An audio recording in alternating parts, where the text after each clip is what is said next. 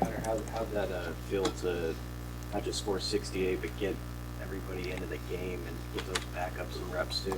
It's definitely great. I mean, those guys work their tails off just like everyone else. So we can go out and do our job like that and give them an opportunity to play. It's special. So, yeah. Obviously, there's been a competition at left tackle. How have you guys pushed each other along and helped each other?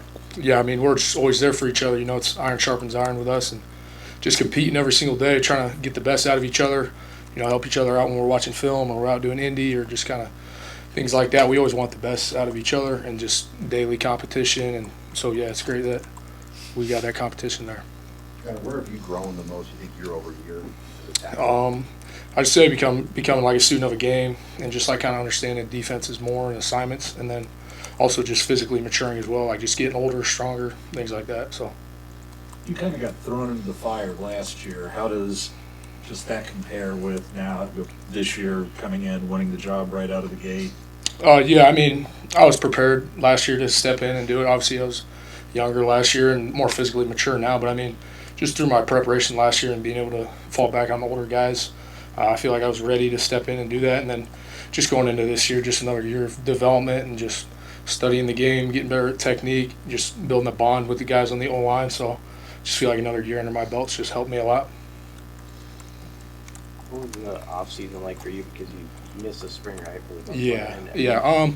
Just a lot of rehab and just long days, especially with the shoulder early on. You know, you're just in that sling, just trying to get a little bit of more range of motion every single day. So it was a long process in the winter and then throughout the spring. And kind of towards the middle, end of the spring, I was kind of able to ramp it up just in the weight room and running, things like that. And then just made big strides in the spring and summer as well. Just kind of getting back with the guys in the summer and then now back in the fall, fully back. So, yeah. What message did you tell yourself because you knew it was going to be competitive, just to get on the field? What did you tell yourself every day as you're rehabbing? I mean, just kind of trusted what the trainers told me and the plan they had for me. I mean, they do an unbelievable job. So just going in every day and working, just trying to improve. And, you know, if you have like a slow day in rehab or you may have great days in rehab, it's just constantly trying to improve every single day, not getting too high or too low in the rehab process, just kind of trusting it because, I mean, our trainers do a hell of a job and they know what they're doing. So, how much did you miss just practicing? Yeah, I didn't realize how much I missed it until I guess that first spring ball practice when they kind of ran out and practiced. I was like, dang, like just not practicing, you know, in the weight room lifting. Kind of missed being out there with the guys. So yeah. How many years in a row had you played practice football up to that moment? Yeah, that was my first kind of big injury I've really ever had in my life, like missing a lot of time. So that was hard for sure, but I mean, just grinded away at it, just kind of took it day by day in the weight room and running and just slowly getting back once I was kind of able to get back into football things and drills like that. So, yeah. Did Dad give you any messages along the way? Yeah, I mean, he's always there for me. Does a great job with that, so really appreciative of him for that. Hey, Gunnar, one of the things that Coach talked about in here and at halftime on Saturday was like finding ways to be motivated. You know, he used the example of Akron's D-line cutting you guys at the end on the kneel down. Like, how does that resonate with you guys as offensive linemen? Like, do you take that to heart? Do you feel motivation, disrespect at all from like that kind of a moment?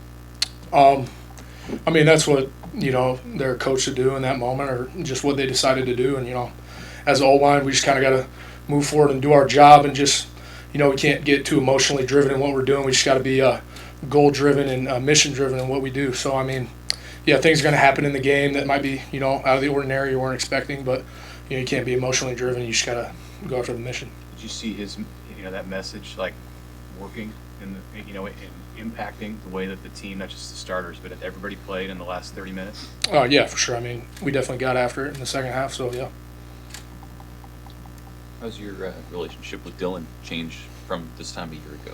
It's been great. I mean, we all do a great job just spending time with each other, not only whether it's in the facility, studying film or just practicing, things like that, but also spending time outside of the facility.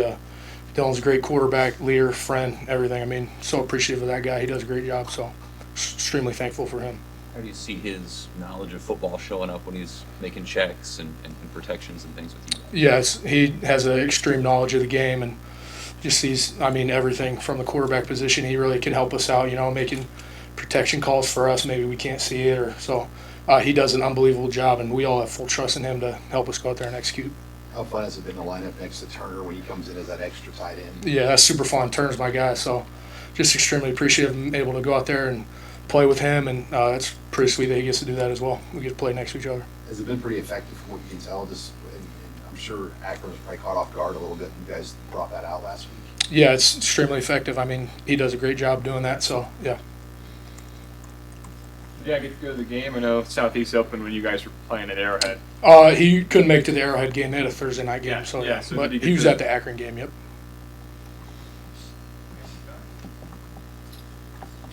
Okay. Thank you, guys. Thanks.